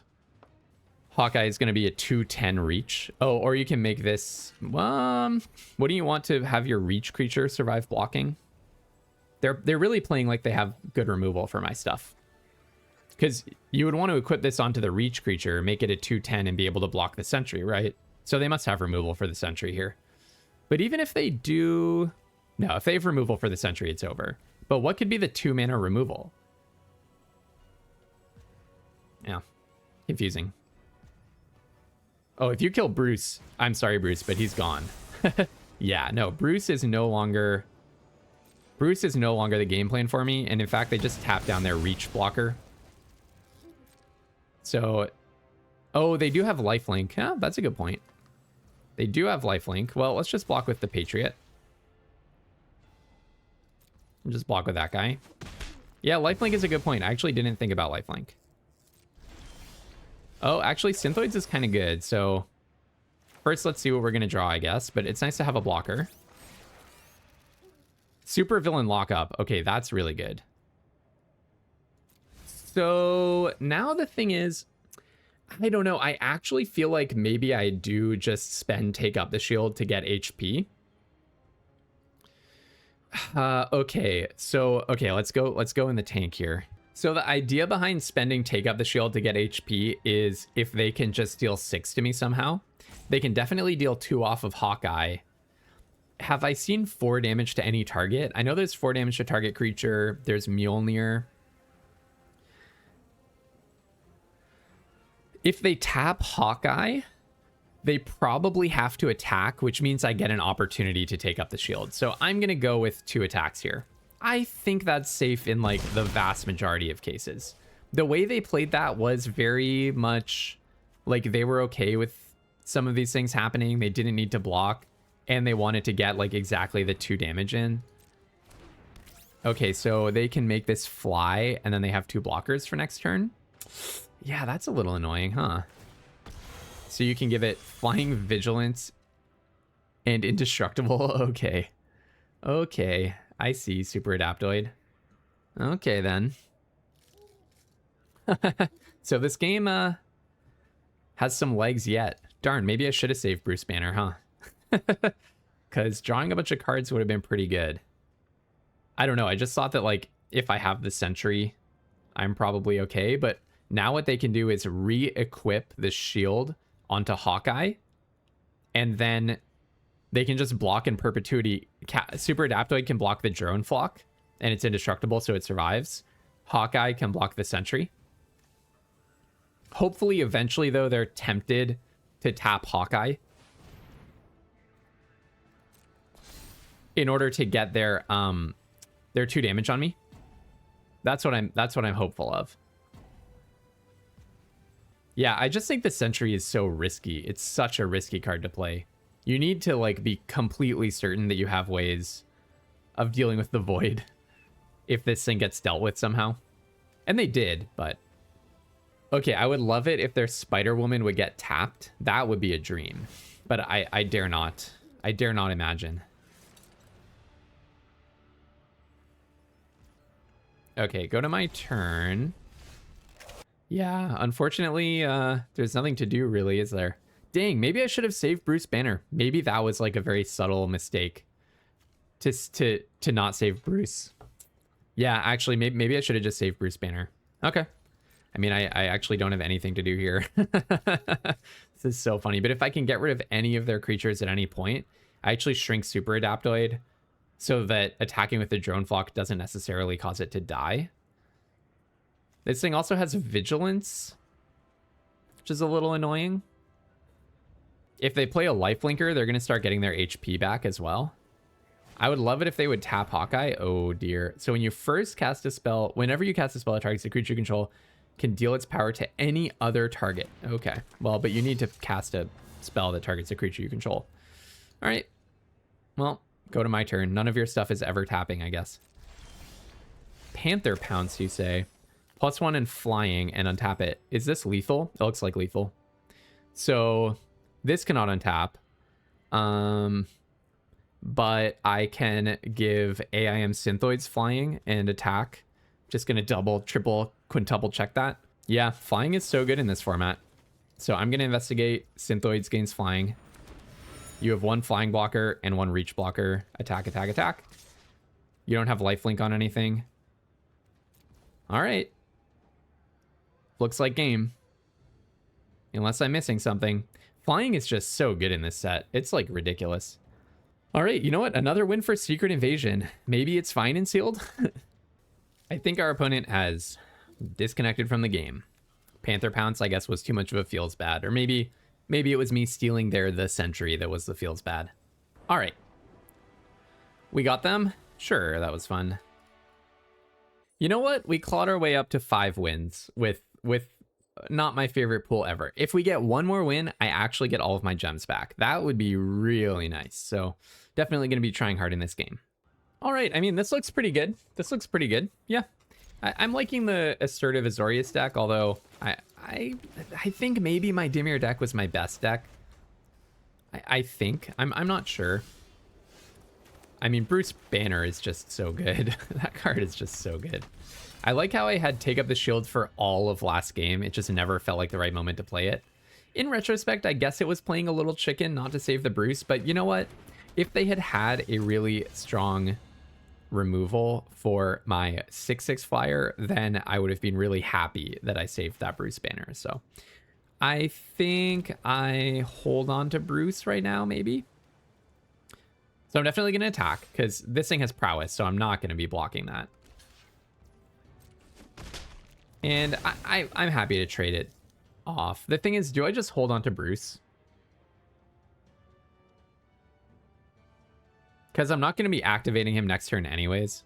I kind of like the idea of just not running him out there. Next turn, we're going to play a Wakandan Drone Flock. Death Touch Lifelink. When it enters, choose an opponent and a creature. They reveal their hand and you exile. Ugh, this is ridiculous. Okay. Well, they're going to get Bruce, I guess. Yeah, that's just so good against my hand because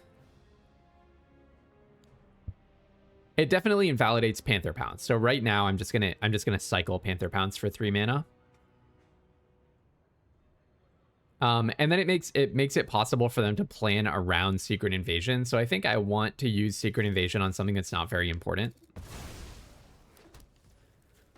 All right, past the end of your turn, and then I'm gonna investigate.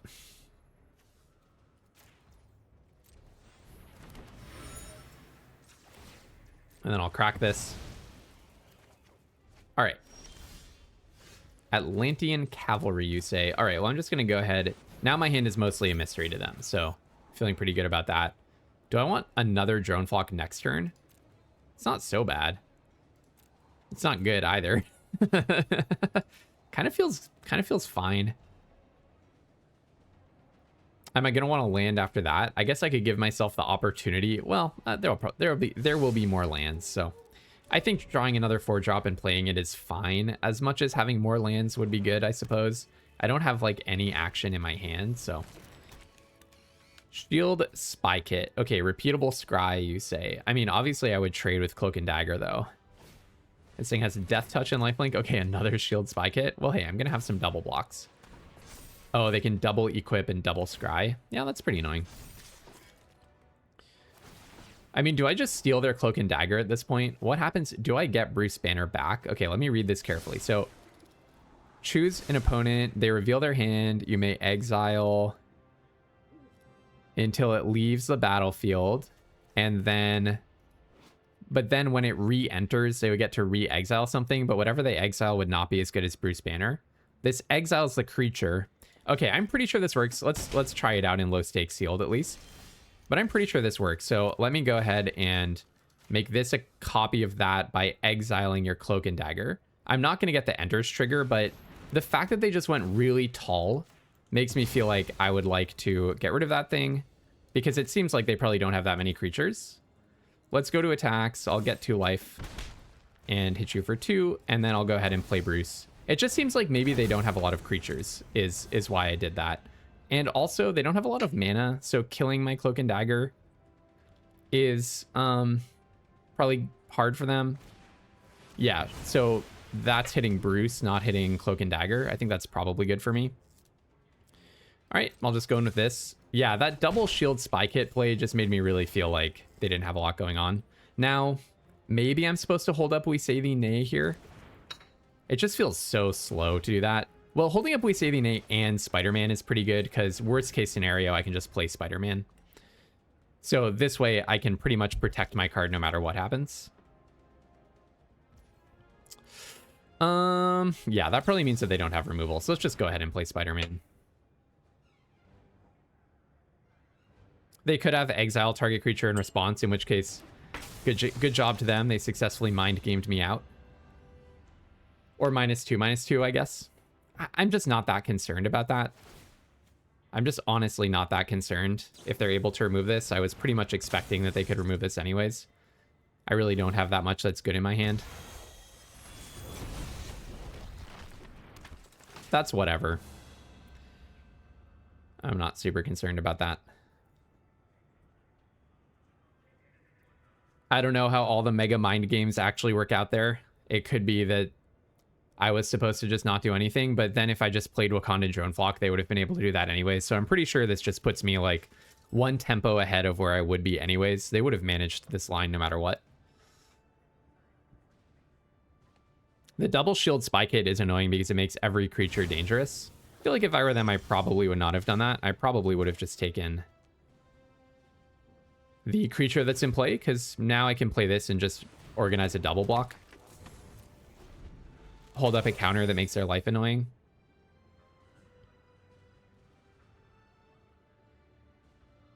So they're going to double equip and attack, I assume. And then I have no fear about double blocking. And I have a face-up quench. The thing is, they get to scry twice, and they just don't really care about me getting to play Wakandan Drone Flock. Oh, 1 on top. That's really annoying.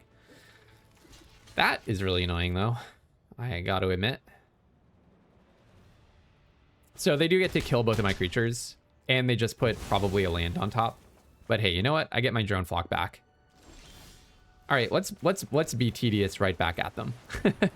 Whatever you put on top, I don't want you to get to play that. Just gonna keep Quench up forever. Face up Quench. Night Nurse will get back that. Okay, well, sure. Whatever you put on top, now you get to play it, because I think that's just too good for me not to counter, even though obviously this means that they have something better that they want to resolve. The thing is, if I give them that value, then they're going to get to recast this anyways, so... Okay, that's actually fine. I'm not super scared of that one. So I'll go ahead and play this. I get to scry. Wow, that's terrible. That is terrible. Dang, I wish I still had Bruce. The fact that they got to exile Bruce is really bad for me. Okay, now they're going to double equip Roxanne Brutes with the Shield Spy Kits. These Spy Kits are an issue for me because I'm not able to actually crowd control their board. Now, their deck is good, and my pool was really not going to be winning anything. I don't think my Dimir deck would also not have done well here. I will block this. I mean, the double scry is just so nutty for them. The best that I can hope for is to get rid of Ronin, I guess.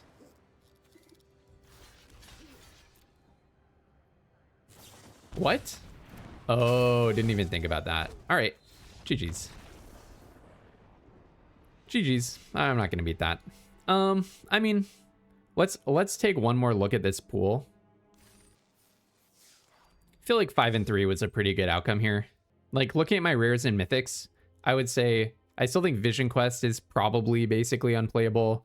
Same with Arc Reactor. Ruinous Wrecking Crew is fine, but my red was so bad. And then I just had Black Widow and Bruce Banner for like actively good rares. The Dimir deck probably was my best deck because it had just good uncommon card quality like Widow's Bite, Arnim Zola, Madame Mask. But as we saw, and I think I was too harsh on Masters of Evil, by the way, if you have a lot of villains, it's good. It's just hard to get that many villains in sealed. The fact that, and you know, with that black deck, I just had 2 games in a row where I felt like I drew horrible. Like all of the cards I drew were horrible. Except for Bruce Banner. So, yeah, I think maybe now I'm a little lower on AIM Synthoids, but the thing is, like, in this pool, I just kept falling short of playables. Oh well, it'll happen. We paid 400 gems for the experience. That's definitely my last sealed gameplay video. On Monday, I'm going to be back with some lessons from my sealed runs, but also, very importantly, lessons from the early data of the format before the Arena Direct drops on Tuesday. So if you haven't yet subscribed, make sure that you are so that you can catch those learnings right along with me. And until tomorrow, have tons of fun playing Magic and don't be afraid to splash.